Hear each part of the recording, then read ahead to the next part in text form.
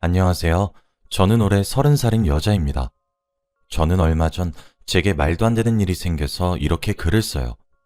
물론 저도 잘한 건 없지만 그래도 이건 드라마에서도 나올 수 없는 이야기라 여러분들에게 알려드리고 싶어 이렇게 사연을 보냅니다. 제 나이 보셔서 아시겠지만 저는 결혼을 일찍 한 편인데 무려 26살 때 시집을 가게 되었죠. 그러려고 그런 건 아닌데 남편이 저에게 하도 먼저 들이대길래 저는 쉽게 남편에게 빠지게 되었습니다. 연애할 때는 왜 그렇게 저랑 결혼이 하고 싶어서 안달이 났는지 물어보면 우리 최연이 다른 남자가 가져갈까봐 그렇지 라며 말을 하곤 했어요. 그때 저는 오빠가 저를 너무 많이 사랑하기도 하고 오빠랑 저는 나이 차이가 8살이나 나서 얼른 결혼을 하고 싶어 그런 줄 알았죠. 그런데 지금 이혼을 하고 나서 생각해보니 저는 그냥 그 사람의 손에서 놀아났던 바보였던 겁니다. 저는 26살 오빠는 34살 때 결혼을 했고 당연히 저희 집 부모님들은 아직 창창한 20대 딸이 나이 많은 남자에게 시집을 간다고 하니 극구 말리셨죠. 그치만 저도 오빠도 너무 사랑하는 사이인 것을 어필했고 자식 이기는 부모 없다더니 결국 결혼을 승낙해 주셨습니다. 오빠네 부모님들은 제가 인사드리러 가자마자 저를 반갑게 맞아주셨어요. 어이구, 우리 며느리 왔네. 집에 여자가 들어오니까 아주 분위기가 확 사네. 라며 저를 좋아해 주셨어요. 오빠는 외동아들이라 시부모님들은 딸 같은 며느리가 들어오니까 좋았던 모양입니다. 그렇게 무탈하게 결혼식을 올리고 신혼생활을 하였죠. 원래 남자들은 결혼하면 연애 때랑 다르다고 바뀐다고들 하잖아요. 그런데 저희 남편은 오히려 저에게 연애 때보다 더욱 다정히 대해주고 친절했습니다. 저는 이런 남자가 저에게 먼저 다가와 준 게 정말 기뻤고 오빠와 저는 천생연분이라고 믿었죠. 한창 신혼생활을 즐기고 있을 때 오빠는 저에게 최연아, 우리 이제 결혼도 했는데 아기 가지는 건 어때? 라고 하더군요. 저는 아직 20대이고 오빠와 신혼생활을 더 즐기고 싶었는데 오빠는 나이도 있고 해서 그런지 얼른 아이를 갖고 싶은 모양인 것 같더군요. 나 얼른 채원이랑 나 닮은 예쁜 아이 갖고 싶어. 그리고 사실 우리 집에서도 얼른 손주를 보고 싶다고 하시네. 시아버지는 가부장적인 면이 없지 않았는데 저에게 손자가 보고 싶다며 아들을 가지기 원하는 눈빛을 종종 보내시곤 했죠.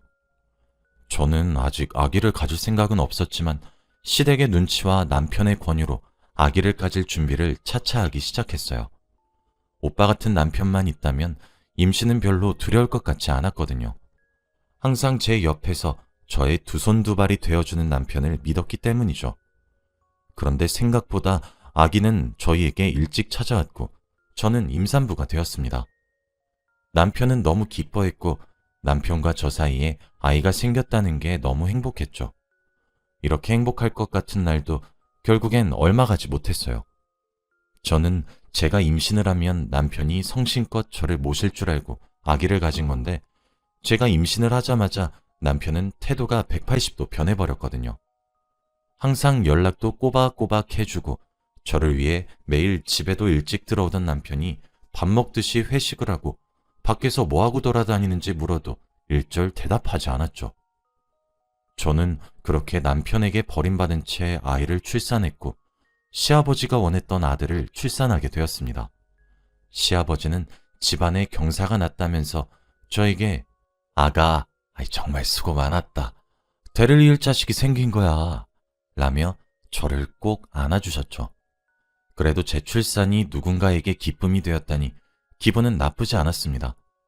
그런데 무엇보다 아이를 낳으면 기뻐해야 할 남편이 임신할 때보다 가정에 더 소홀해졌고 저는 여자의 직감으로 확실히 남편이 다른 여자가 생겼다고 느꼈죠. 왜냐면 남편은 제가 임신을 하고 나니 어딘가 이상하게 변했기 때문입니다. 그뿐 아니라 남편은 항상 어디를 나갈 때 향수도 뿌리고 머리도 세우면서 자신을 항상 꾸미고 나갔어요. 회사에 가고 회식을 하는데 왜 그렇게 꾸미고 가는지 이해가 안 되었지만 저에게 회식을 한다고 거짓말을 하고 다른 여자를 만나는 게 틀림없었습니다. 그런데 너무 당당하게 제 앞에서 티를 내니까 어떻게 대처해야 할지 몰랐어요. 남편은 아들을 정말 좋아하긴 했지만 다른 집 아이인 것처럼 대했고 그저 귀엽다라는 반응이 끝이었어요. 진정한 아버지의 모습이 전혀 보이지 않았고 밖에서 매일 나돌아다녀서 집에 들어오지도 않으니 저는 결국 독방 육아를 시작했죠. 물론 화도 내고 울기도 많이 울면서 남편에게 말을 했지만 결국 돌아오는 건 미안해 라는 세 글자뿐이었죠. 결국 저는 남편이랑 사는 게 너무 힘들고 외로워서 이혼을 결심했습니다. 그래서 증거를 수집하기 위해 남편을 미행하기로 하고 아이는 친정집에 맡긴 뒤 남편이 밖에서 누구와 무엇을 하는지 조사하기 시작했습니다. 우선 남편의 자동차에 위치 추적 장치를 설치하고 퇴근 후 남편의 일상을 파헤쳤죠. 그런데 남편은 퇴근 후 저희 동네의 한 술집으로 들어가더라고요.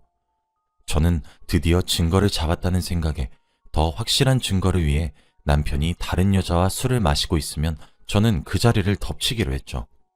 그런데 남편과 같이 술을 마시고 있던 사람은 다름이 아니라 남자였습니다. 둘은 정말 친해 보였고 재밌게 웃고 떠들며 술을 마시고 있었어요. 저는 그 모습을 보고 안심이 되어 미행한 것을 모른 척하고 남편과 그 남자가 있는 테이블로 갔죠. 여보, 여긴 어쩐 일이야? 여기 근처에 친구가 잠깐 보자고 해서 만나고 지금 집 들어가는 길인데. 왜 여기 있어? 나 잠깐 회사 동료랑 술 마시고 있었어. 같이 먹을래? 저는 우연히 그곳을 지나간 척했고 그렇게 저희는 셋이서 술을 마시기 시작했습니다. 그 남자는 성규라는 남편의 회사 동료인데 둘은 무척 친한 사이라고 하더군요. 둘이서 자주 놀러도 다니고 저와 결혼 전부터 친했던 모양이에요. 다행히 이때까지 남편이 만난 사람이 여자가 아니라 남자라는 사실에 안도감이 들었고 저는 남편이 바람을 피운다고 의심한 제 자신이 너무 부끄러웠어요. 그래, 우리 오빠가 바람을 필 리가 있나 라면서요. 그날 저희 셋은 술을 거하게 먹고 저와 성규 씨는 많이 친해졌습니다. 저는 그날 이후로 오빠의 미행을 그만두었고 오빠가 회식을 하고 놀러 간다고 해도 성규 씨와 함께 가기 때문에 저는 이해할 수 있었죠. 성규 씨는 아직 미혼에다가 여자친구도 없어서 저희 부부와 자주 만났고 주기적으로 여행도 자주 갔어서 아주 친한 친구 사이가 되었어요. 그런데 점점 친해질수록 성규 씨가 저를 대하는 태도가 조금 이상해졌습니다. 저와 단둘이서 개인적인 약속을 잡으려고 하더라고요. 채연 씨, 오늘 같이 영화 볼까요? 이거 길 지나가다가 채연 씨한테 잘 어울릴 것 같아서 하나 샀어요. 이런 식으로요.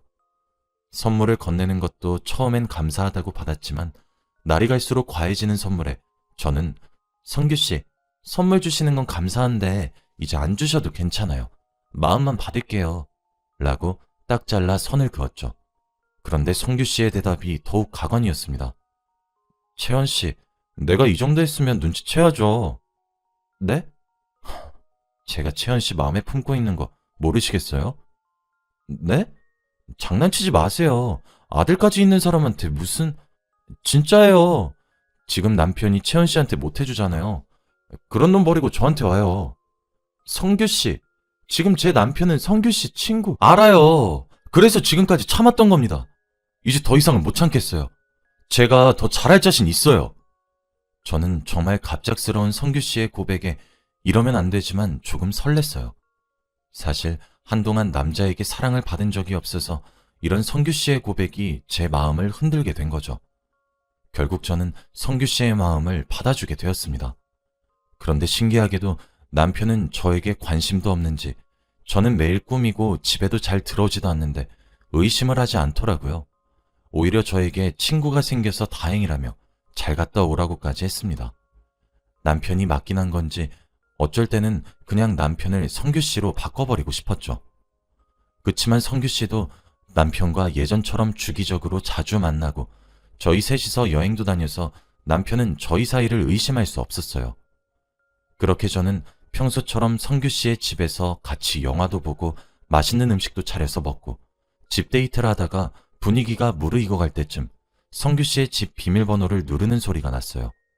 저는 너무 다급해했고 혹시나 성규 씨 어머니일까봐 급히 눈앞에 보이는 장롱 속으로 제 짐을 가득 챙기고는 들어가서 숨었죠. 성규 씨도 너무 당황해서 식은땀을 흘리고는 현관문으로 나갔습니다. 갑자기 네가 웬일이야? 오늘 바쁘다며? 바빴는데 네가 보고 싶었던 걸 어떡해? 라며 갑자기 그 사람은 성규 씨에게 성큼 다가갔어요. 성규 씨 집은 원룸이라 장롱과 현관문 사이가 별로 안 멀어서 현관문이 장롱에서 보이는 위치입니다. 그래서 저는 그 광경을 직접 제 눈으로 목격할 수 있었고 한눈에 그 사람을 알아볼 수 있었어요. 그 사람의 정체를 안 순간 비명을 지를 뻔했습니다. 다름이 아니고 집안에 들어온 사람은 제 남편이었으니까요. 도대체 이게 무슨 일일까요? 도무지 이해가 되지 않았습니다. 성규 씨는 너무 놀라 남편을 떼어내려고 했습니다. 성규야? 너 오늘 왜 그래? 평소 같지 않아. 아니, 내가 오늘 컨디션이 별로 안 좋아서. 그럴수록 내가 더 옆에 있어줘야지. 요즘 채원이도 남자가 생겼는지 집에 잘 들어오지도 않아. 그래서 너랑 더 있어도 돼. 아니야. 그냥 오늘은 집에 가주면 좋겠어. 남편은 성규 씨의 말을 무시하고 자기 멋대로 행동하고 있었어요. 저는 참다 못해 장롱의 문을 열고 야, 너 뭐냐? 라고 소리쳤고 장롱에서 갑자기 튀어나오는 저를 보고는 남편은 깜짝 놀랐죠. 뭐야? 채연아, 네가 왜 거기서 나와? 성규 씨는 아무 말도 하지 않은 채 땅만 보고 있었습니다. 오빠야말로 왜 여기 있어? 그리고 이 상황은 또 뭐고? 그럼 넌 왜 성규 집 장롱에서 나오는 거야? 둘 다 할 말이 없었기 때문에 저희는 조용히 성규 씨를 쳐다보았고 성규 씨는 나지막히 미안해 라고 한마디 했어요. 이게 어찌된 일인지 성규 씨가 말 좀 해봐요. 도대체 제 남편이랑 무슨 사이인 건데요? 사실은 그렇게 이어진 성규 씨의 말은 상당히 충격적이었습니다. 알고 보니 성규 씨와 남편은 저와 결혼하기 전부터 사귀던 애인 관계였고 성규 씨는 저희 남편의 애인이자 동시에 저에게도 호감이 생겼다고 합니다. 그래서 저희 부부를 양다리 걸치고 있었던 나쁜 놈이었던 것이죠.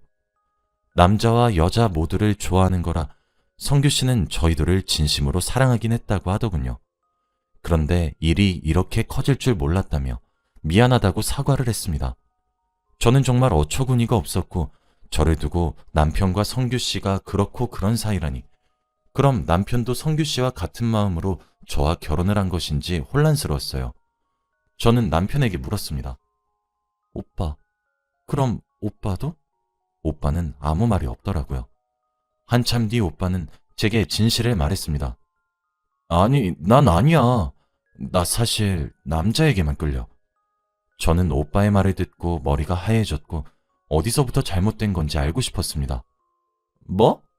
그럼 나 사기 결혼당한 거네? 오빠는 남자가 좋으면서 왜 나랑 결혼한 거야? 미안해, 채연아. 어쩔 수 없었어. 정말 너를 속일 생각은 없었는데 아버지 때문에. 남편의 말을 들어보니 워낙 가부장적인 아버지는 외동아들로 자란 남편에게 가문이 끊기는 것을 염려해 얼른 결혼을 하라고 독촉했다고 합니다. 뭐? 나 그럼 당장 지금 아버님께 말씀드릴게. 근데 채연아, 아버지 이미 알고 계셔. 까도 까도 계속 나오는 충격적인 사실에 넋을 잃었습니다.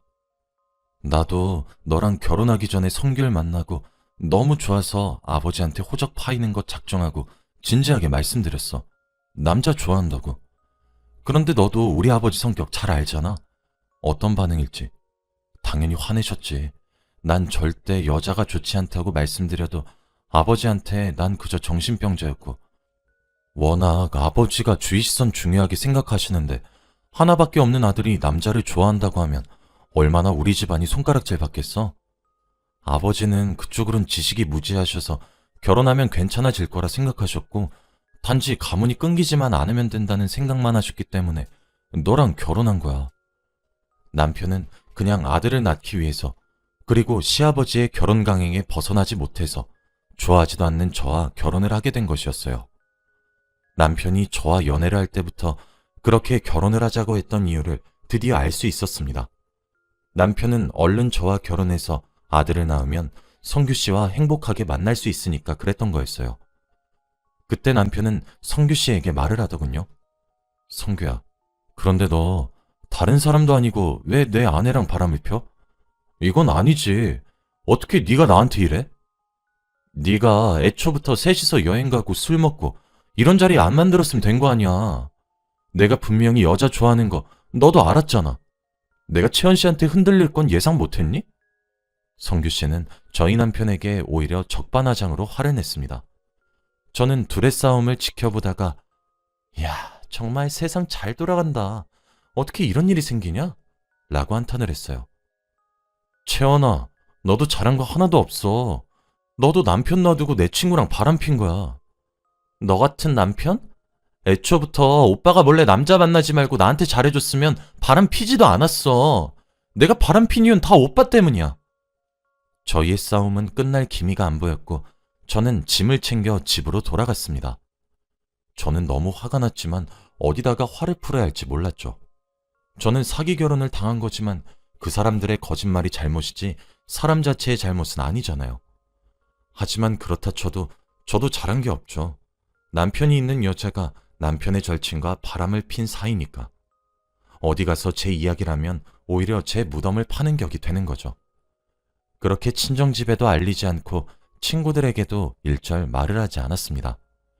그냥 저희는 순탄하게 이혼을 진행했고 위자료 없는 협의 이혼으로 진행했어요. 남편도 순순히 받아주었고 저도 미련은 없습니다. 양육권은 당연히 제가 가졌고 아들은 저와 둘이서 살게 되었어요. 남편은 절대 아이를 못 키우겠다고 했고 저도 그런 남편에게 아들을 키우라고 맡기고 싶진 않았거든요. 커서 아들이 아빠는 어디 갔냐고 물으면 어떻게 대답해야 할지 벌써부터 고민이 되긴 하지만 그래도 이유를 솔직히 말해주는 것이 낫겠죠? 양가 부모님들에게는 단순한 성격 차이로 이혼을 하는 거고 좋게 끝냈으니 걱정하지 말라고 했습니다. 저희끼리 알아서 끝내니 뒷말도 없었고요.